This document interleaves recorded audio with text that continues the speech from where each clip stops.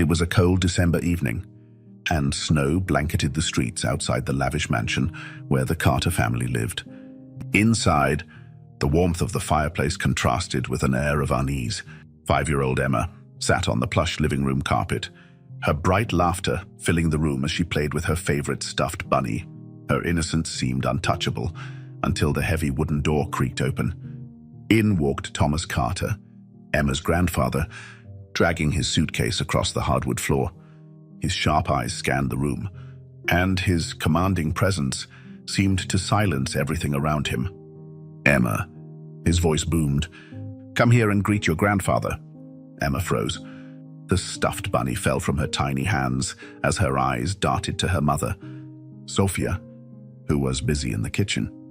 A sudden chill ran through the room, far colder than the winter storm outside. Sophia rushed in, wiping her hands on her apron, trying to mask the unease in her voice. "Father-in-law, you're here early. Let me take your bag." Thomas waved her off. "I'm not here for pleasantries. Children need discipline. Sophia, not coddling." His gaze turned back to Emma. "Come here." Now, Emma didn't move. Her little body trembled as she clung to the corner of the sofa. "No," she whimpered, her voice barely audible. Sophia's smile faltered, but she quickly crouched down to Emma's level. "Sweetheart, it's okay. Grandpa just wants to say hello." Emma shook her head vigorously, her small hands clutching the fabric of the sofa tighter. "I don't want to," she cried. Thomas took a step forward, his voice growing colder. "This is exactly the kind of behavior I won't tolerate. You've let her run wild. Sophia, a child like this will grow up to be nothing but trouble." Sophia opened her mouth to protest, but Lucas, Emma's father, stepped into the room. His calm demeanor barely concealed the tension brewing beneath. "Father, let her be. She's just a child. There's no need for this." Thomas turned to Lucas, his expression hard and unforgiving. "Just a child?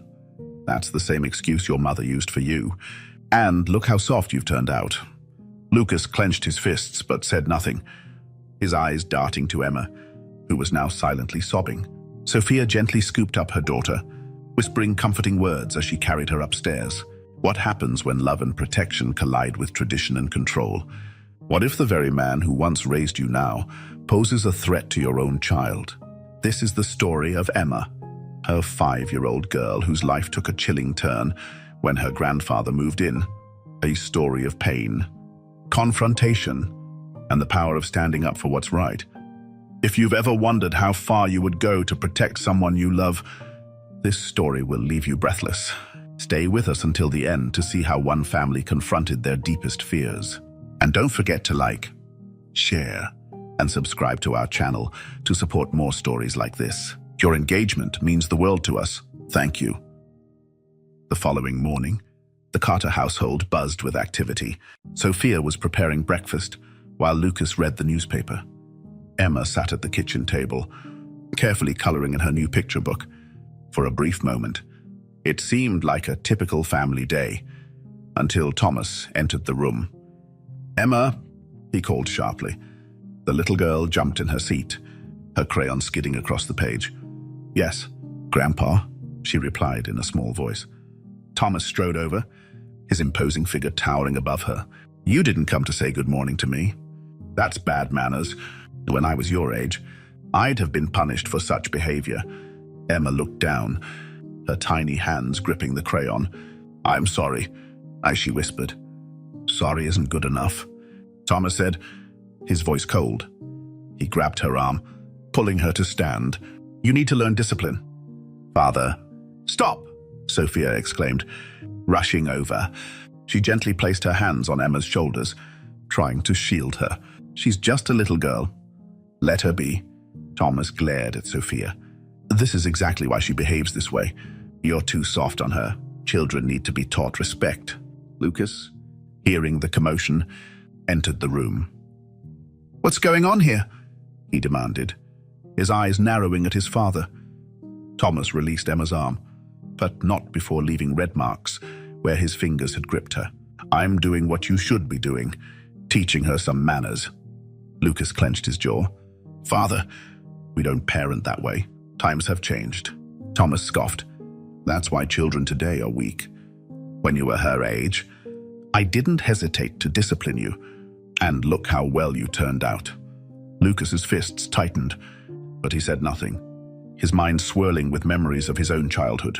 Later that day, Emma was playing in the living room with her favorite stuffed bunny. She accidentally knocked over a vase, sending shards scattering across the floor. The sound echoed through the house, and Thomas appeared almost immediately. "What have you done?" he thundered, his voice like a whip cracking through the air. "I'm sorry, Grandpa. It was an accident," Emma stammered, her eyes wide with fear. "An accident? That's no excuse," Thomas shouted. "Pick up those pieces now." Sophia, hearing the commotion, rushed into the room. "Emma, don't touch the glass. You'll hurt yourself," she said, kneeling to gather the shards. But Thomas was relentless. "No, she made the mess. She cleans it up. That's how children learn responsibility." "Oh, she's just a child," Sophia protested. Thomas ignored her, grabbing Emma by the wrist. "Get up and clean this." Emma began to cry, her small voice breaking as she said, "I'm scared. Enough of this nonsense."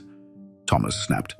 He pulled her toward the broken glass, but Lucas intervened, stepping between them. "Let her go, Father," Lucas said firmly. Thomas glared at his son but released Emma. "You're coddling her, just like your mother did you. You'll regret this." That evening, during dinner, Emma accidentally spilled her milk. The glass tipped over, its contents spreading across the tablecloth. Everyone froze, but Thomas reacted instantly. "Enough of this clumsiness," he barked, slamming his hand on the table. "She needs to be taught a lesson." "Father, it's just spilled milk," Lucas said, trying to keep his voice calm. "Just spilled milk." Thomas shot back. "This is about carelessness, about discipline. She's too old for this nonsense." Thomas turned to Emma. "Stand outside in the snow until you understand the importance of being careful." "What?" "No," Sophia exclaimed, standing up. "She's 5 years old. Father, that's cruel." "Cruel?" Thomas said, his voice growing colder. "You don't understand what it takes to raise a strong child." Before anyone could stop him, Thomas grabbed Emma by the arm and dragged her toward the back door. The icy wind rushed in as he opened it and pushed her onto the snowy porch. "Stand there until I say you can come back in," he ordered. Emma's cries pierced the air. Sophia rushed to the door, pulling her daughter back inside despite Thomas's protests. "You're going to kill her," Sophia shouted, wrapping Emma in a blanket and holding her close. Thomas glared at Sophia. "You're making her weak. One day, you'll thank me for this." Over the next few days, Emma became increasingly withdrawn. She flinched whenever Thomas was near and refused to leave Sophia's side. At night, she woke up crying, murmuring about her grandfather in her sleep. Sophia tried to talk to Lucas about the situation, but he hesitated. "He's my father, Sophia. He raised me, and I turned out okay." Sophia's eyes filled with frustration. "Did you? Or are you just pretending everything he did to you was normal?" Lucas couldn't answer. His silence was louder than words. But Sophia wasn't willing to stay silent. She began noticing more bruises and red marks on Emma's arms. Something had to change. And when Clara, the family's longtime housekeeper, shared a chilling story about Thomas's treatment of Lucas as a child, Sophia knew she couldn't wait any longer. The next step would uncover the truth hidden for years and set the stage for a confrontation that would shake the Carter family to its core. The days after Thomas's punishment of Emma were filled with tension. Sophia couldn't ignore her daughter's fear any longer.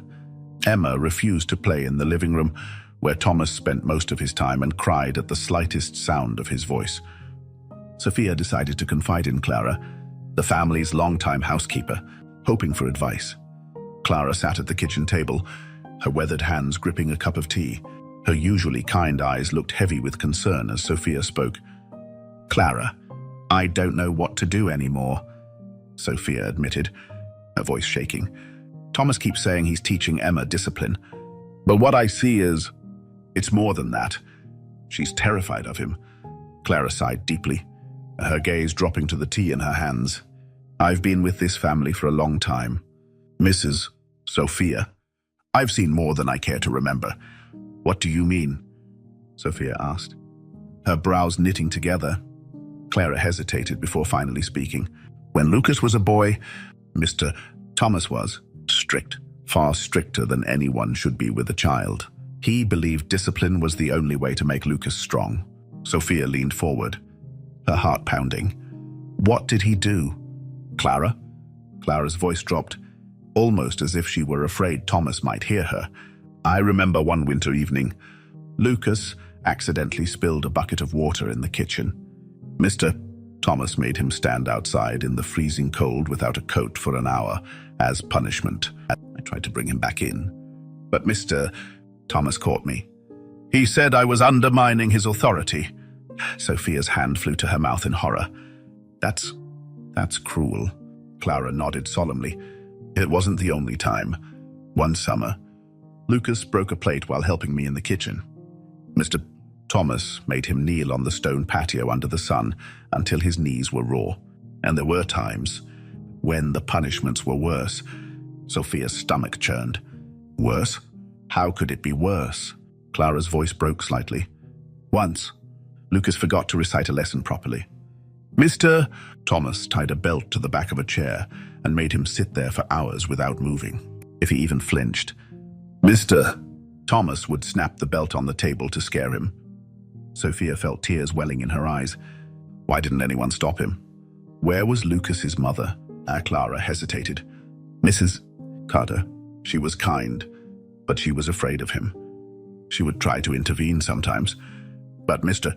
Thomas had a way of making her feel small, powerless, just like he's doing to you now. That evening, Sophia approached Lucas while he was reading in his study. She closed the door behind her and sat across from him, her expression serious. Lucas, we need to talk, she said. Lucas looked up, sensing the weight in her voice. What's wrong? Sophia hesitated, but then decided to be direct. Clara told me about your childhood, about what your father did to you. Lucas's face immediately darkened. He set his book down, leaning back in his chair. That was a long time ago, Sophia. That doesn't make it okay, Sophia replied firmly. You were just a child, Lucas. What he did to you, it was abuse. Lucas exhaled sharply, running a hand through his hair. He thought he was making me strong. Was he? Sophia challenged. Or did he just make you afraid? Lucas's eyes darted away, unable to meet hers. Memories he had buried for years began to surface. The cold sting of the winter air on his skin, the sharp pain of kneeling on rough stones, the sound of the belt snapping against the table. All of it came rushing back. He thought he was doing what was best, Lucas said softly, more to himself than to Sophia. But he wasn't, Sophia said, her voice trembling with emotion. And now he's doing the same thing to Emma. Are you going to let it happen? Lucas's fists clenched, his knuckles turning white. No, I won't let her go through what I did. That night, Lucas tucked Emma into bed. As he sat on the edge of her mattress, she clung to her stuffed bunny, her big, tear-filled eyes looking up at him. Daddy, she whispered, her voice shaking. Do I have to see Grandpa tomorrow? Lucas's chest tightened. He gently brushed a strand of hair from her face. Why, sweetheart, what's wrong? Emma hesitated, her small fingers gripping the bunny tighter. He's scary. He gets mad at me, and he hurts my arm. Lucas felt his heart shatter. He pulled her into a hug, holding her close as tears filled his eyes. No one's going to hurt you anymore. Emma, I promise. The next morning, Lucas found Clara in the kitchen. He hesitated for a moment before speaking. Clara, Sophia told me what you said about my father. Is it true? All of it? Clara looked at him with sad eyes. Every word. Lucas, I tried to help you when I could, but I was afraid. Lucas nodded slowly, his jaw tightening. He used to tell me it was for my own good, that it was the only way I'd succeed. Clara placed a comforting hand on his shoulder. You became the man you are today, not because of his punishments, Lucas, but in spite of them. That evening, Lucas sat with Sophia in the living room. "We can't let this go on," he said, his voice resolute. "Emma deserves better. She deserves to feel safe." Sophia nodded. "What should we do?" Lucas thought for a moment before replying. "We need proof. If we confront him without it, he'll just deny everything. We'll set up cameras. Let him expose himself." Sophia hesitated, but then agreed. "If that's what it takes to protect Emma, I'm in." As they worked together to discreetly place hidden cameras around the house, Lucas felt a mix of anger and determination. For years, he had been too afraid to stand up to his father. But now, for Emma's sake, he would find the strength to fight back. With the cameras in place, the Carters could only wait. But what the recordings would reveal would not only confirm their worst fears, but also ignite a confrontation that would tear their family apart. The tension in the Carter household had reached its breaking point. Lucas and Sophia knew they couldn't rely on words alone to protect Emma.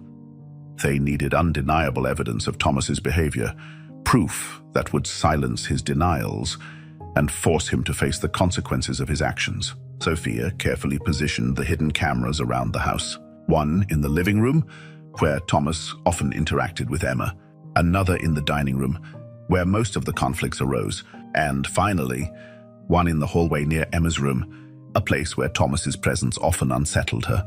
Lucas double-checked the cameras before turning them on. "This has to work," he murmured, his voice heavy with resolve. Sophia placed a hand on his shoulder. "It will. For Emma's sake, it has to." That evening, as the snowstorm outside grew stronger, the family gathered in the living room. Emma sat quietly on the sofa, clutching her stuffed bunny.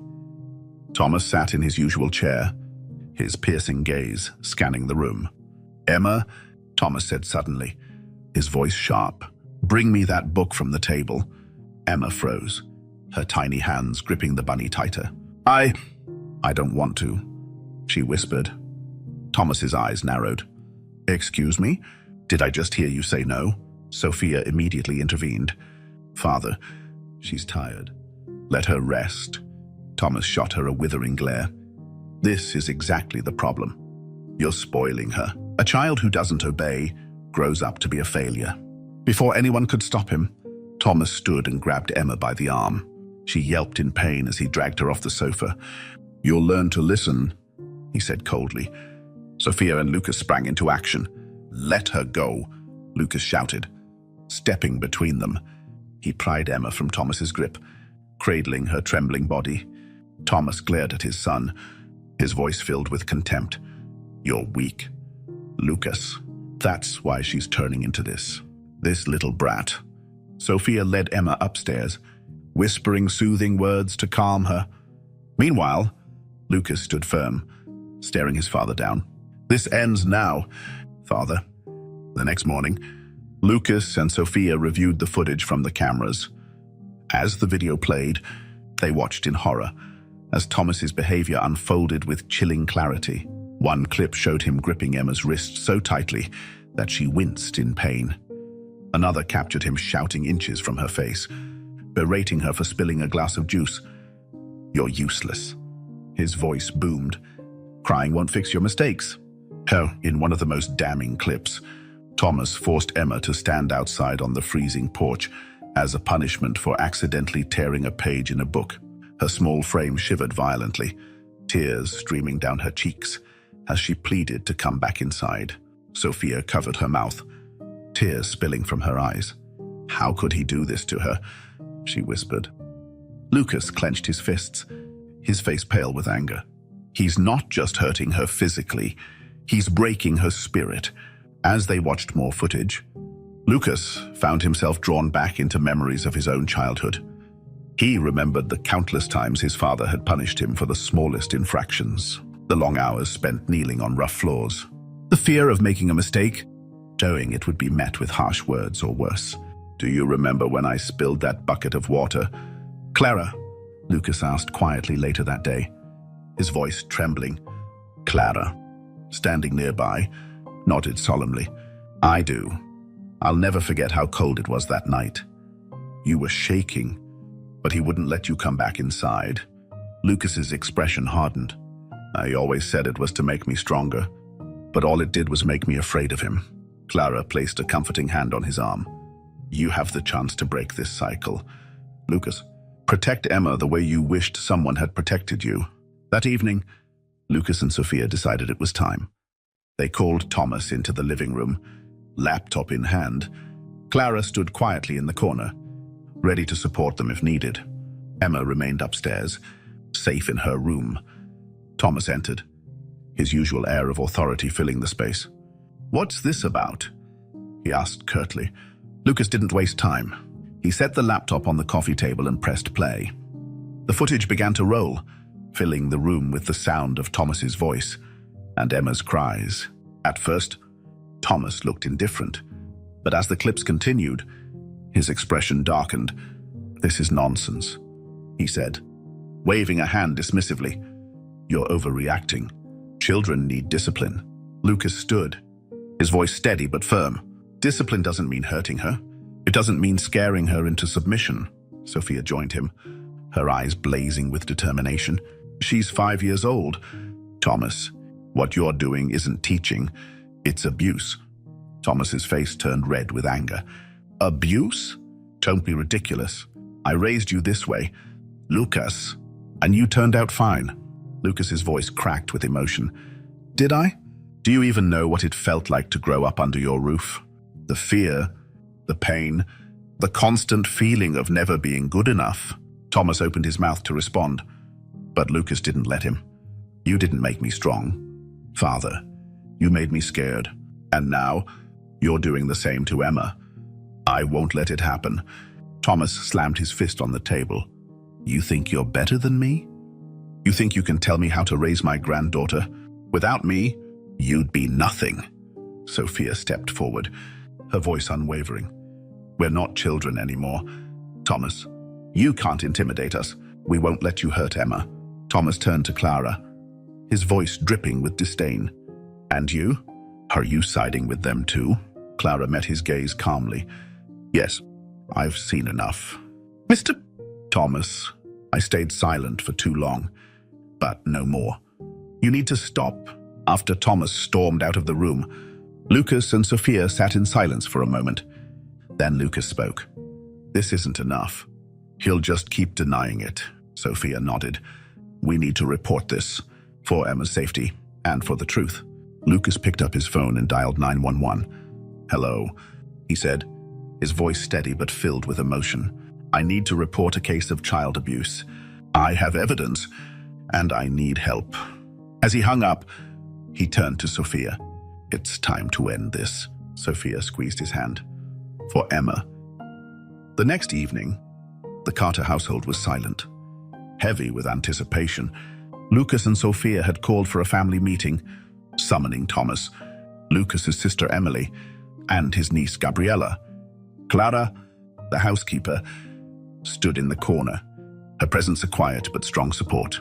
Upstairs, Emma slept peacefully, unaware of the storm brewing below. As the family gathered in the living room, Thomas sat in his usual chair, his posture rigid and defiant. Lucas stood near the fireplace, laptop in hand, while Sophia sat nearby, her expression both determined and wary. "What is this all about?" Thomas demanded, his sharp tone cutting through the tension in the room. Lucas took a deep breath. "We need to talk, Father, about your behavior, about what you've done to Emma." Thomas's eyes narrowed. "This again? I've already explained. She needs discipline. You're both too soft on her." Lucas shook his head. "This isn't about discipline, Father. It's about abuse." Without another word, Lucas placed the laptop on the coffee table and pressed play. The room filled with the sound of Thomas's voice, harsh and unforgiving, as the video showed him grabbing Emma by the wrist, dragging her across the room, and yelling inches from her tear-streaked face. Emily gasped audibly, her hand flying to her mouth.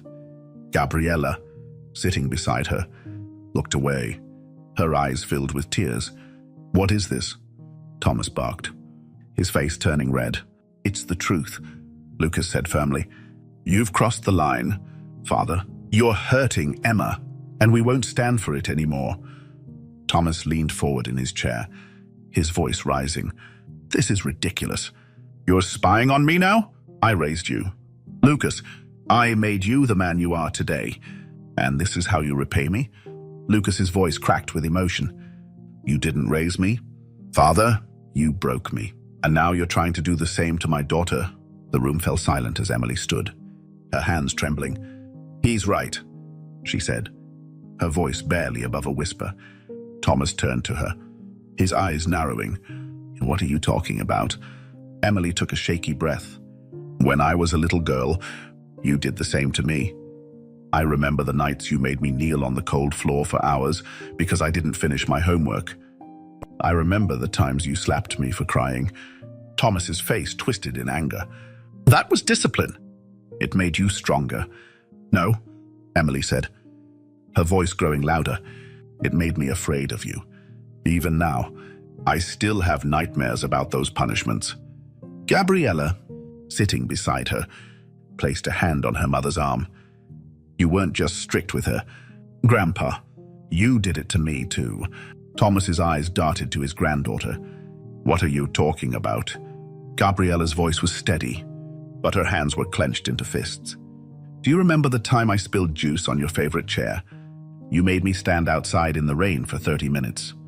I was 8 years old, and I caught a cold that lasted for weeks. Lucas stepped closer to his father, his voice shaking with anger. Do you see? Father, this isn't discipline. It's cruelty. You've hurt everyone in this family, and we've all been too scared to stand up to you. But not anymore. Thomas rose from his chair, towering over Lucas. You ungrateful little. Everything I did was for you. For this family. Without me, you'd all be nothing. Lucas didn't back down. We'd rather be nothing than live in fear of you. Clara, who had been silent until now, stepped forward. Her voice was calm but filled with conviction. Mr. Carter, I've served this family for decades. I've seen the way you've treated your children and grandchildren. I stayed quiet for too long, but no more. This needs to stop. Thomas glared at her. You have no right. I have every right. Clara interrupted. I was there when you made Lucas stand outside in the snow for spilling water. I was there when you forced Emily to kneel for hours.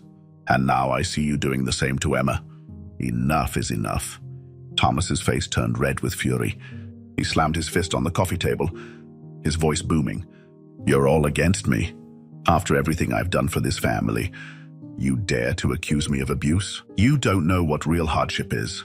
You're all soft, weak, ungrateful. Lucas stood firm. And you're blind to the damage you've caused. It ends here. Father, we've already called the police. Thomas froze, his eyes widening. You? What? Sophia stepped forward, her voice unwavering. We reported everything. The videos, the bruises on Emma's arms, Clara's testimony. It's all with the authorities now. The sound of a car pulling up outside broke the tense silence. 2 police officers entered the house moments later, their presence commanding. Mr. Thomas Carter, one officer said, we need you to come with us for questioning regarding allegations of child abuse. Thomas turned to his family, his face a mixture of anger and betrayal. You'll regret this. All of you. No, Lucas said quietly, his voice steady. We're doing what's right for Emma, for all of us. As the officers escorted Thomas out of the house, the room was filled with a heavy silence. Emily and Gabriella hugged each other tightly, tears streaming down their faces. Clara stood beside Lucas and Sophia, her hand resting gently on Sophia's shoulder. You did the right thing, Clara said softly. Lucas nodded, though his eyes were filled with pain. I just hope it's enough to protect Emma. Sophia took his hand, squeezing it. It will be. We're finally standing up to him. That's what matters. The arrest of Thomas Carter sent shockwaves through the family. The once dominant patriarch, now in police custody, was forced to face the consequences of his actions. For Lucas, Sophia, and the rest of the Carter family, it was the beginning of a painful but necessary reckoning. A week after his arrest, Thomas was charged with multiple counts of child abuse, with Emma's case at the forefront. The police had reviewed the video evidence and Clara's testimony, deeming it sufficient to press charges. Lucas and Sophia sat in a conference room at the police station, going over the details with their assigned officer. Officer Daniels, a composed woman in her 40s, explained the process. "The evidence is strong," she said, gesturing to the folder on the table. "The videos, the bruises, and the testimonies paint a clear picture. But Mr. Carter is denying everything. He claims he was simply disciplining his granddaughter and that the family is exaggerating." Lucas clenched his jaw. He's always found a way to justify his actions. But this time, he can't hide behind his excuses. Sophia placed a comforting hand on his arm. "We have to stay strong, Lucas." For Emma, while the legal proceedings began, Sophia focused on Emma's emotional recovery.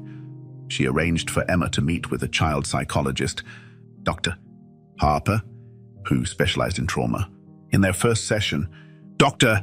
Harper sat on the floor with Emma, using toys and drawings to create a safe space. "Emma," she said gently, "can you tell me how you've been feeling?" Emma hesitated, clutching her stuffed bunny. "Scared," she whispered. "Scared of what?" "Sweetheart." "Grandpa," Emma said, her voice trembling. "He gets mad, and he hurts my arm. I don't want to see him anymore." "But," Harper nodded, her expression calm but empathetic. "It's okay. Emma, you're safe now. No one will hurt you anymore." Sophia watched from the other side of the room, tears welling in her eyes. Dr.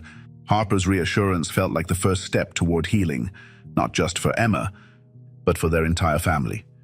Thomas's case gained more traction when Gabriella and Emily came forward with their own testimonies. They shared their stories of mistreatment, adding weight to the allegations against him. "I stayed quiet for so long," Emily admitted during a family meeting. "I thought it was normal, that maybe I deserved it, but now I see it wasn't discipline, it was abuse." Gabriella nodded.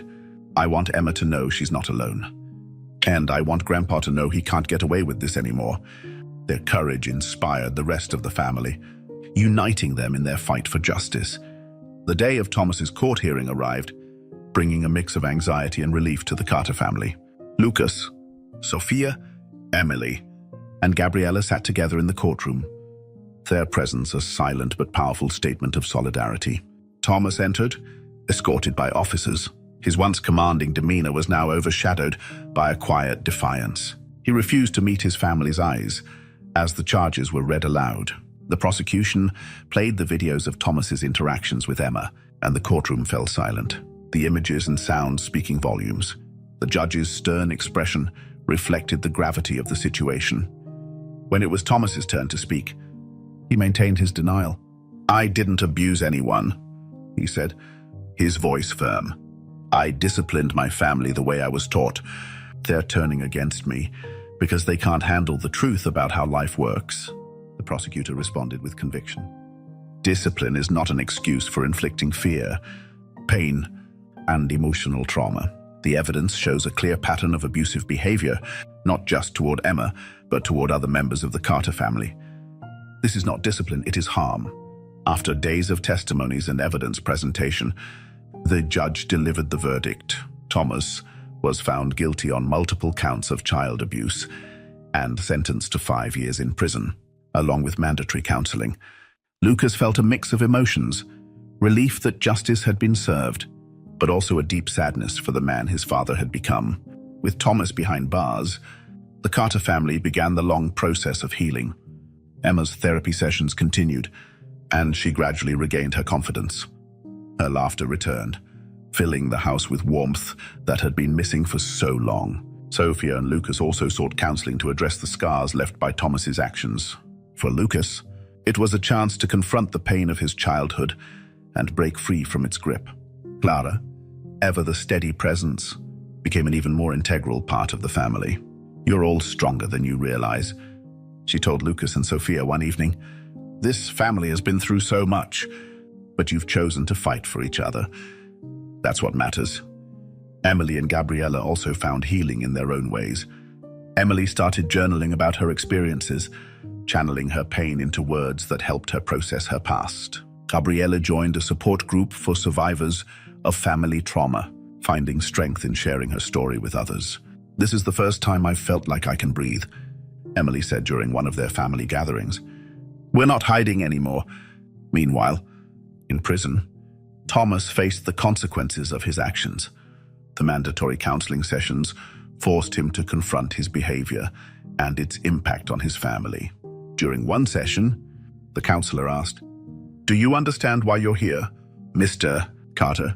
Thomas hesitated before finally responding, "I thought I was doing what was best for them. But maybe I was wrong." It was the first crack in his armor, a small step toward accountability. Months later, the Carter family gathered in the backyard for a small celebration. Emma, now brimming with confidence, played happily with her cousins. Lucas and Sophia watched her from a distance, their hands intertwined. "We did it," Sophia said softly. Lucas nodded. "For Emma, and for us," as the sun set. The family stood together, a symbol of resilience and hope. They had faced their darkest truths and emerged stronger, united by their love and determination to protect one another. Months after Thomas's sentencing, the Carter family found themselves in a new phase of their journey, not one of conflict, but of healing. The wounds Thomas had inflicted, both physical and emotional, would take time to mend, but the family was determined to rebuild the trust and love they had long been denied. In prison, Thomas had little to do but reflect on his actions. The mandatory counseling sessions forced him to confront the reality he had long denied. His counselor, a firm but empathetic man named Dr. Collins, encouraged him to explore his childhood and how it had shaped his behavior. "Mr. Carter," Dr. Collins said during one session, "you've justified your actions as discipline. But discipline isn't about breaking someone's spirit. It's about guidance. Do you understand the difference?" Thomas hesitated, his usual confidence faltering. I thought I was making them stronger. I didn't want them to fail like I did when I was younger." "Dr. Collins leaned forward. "And do you believe your methods achieve that? Look at where you are now. Look at how your family views you." Thomas's silence spoke volumes. For the first time, he began to see the depth of the pain he had caused. He remembered Lucas's trembling voice as he described his fear. He remembered Emma's tears and the bruises on her tiny arms. The memories haunted him. "In a rare moment of vulnerability," Thomas admitted, "I didn't mean to hurt them. I thought I was protecting them." Dr. Collins nodded. "Understanding the harm you've done is the first step. The next is taking responsibility." Meanwhile, back at home, Emma was blossoming. Her therapy sessions with Dr. Harper had given her a safe space to express her feelings and rebuild her confidence. During one session, Emma proudly showed Dr. Harper a picture she had drawn of her family. "That's Mommy and Daddy," she explained, pointing to the figures. "And that's me. I'm smiling because I feel safe now." Sophia, who sat nearby, felt her heart swell with gratitude. She had feared that Thomas's actions would leave lasting scars on Emma. But her daughter's resilience gave her hope.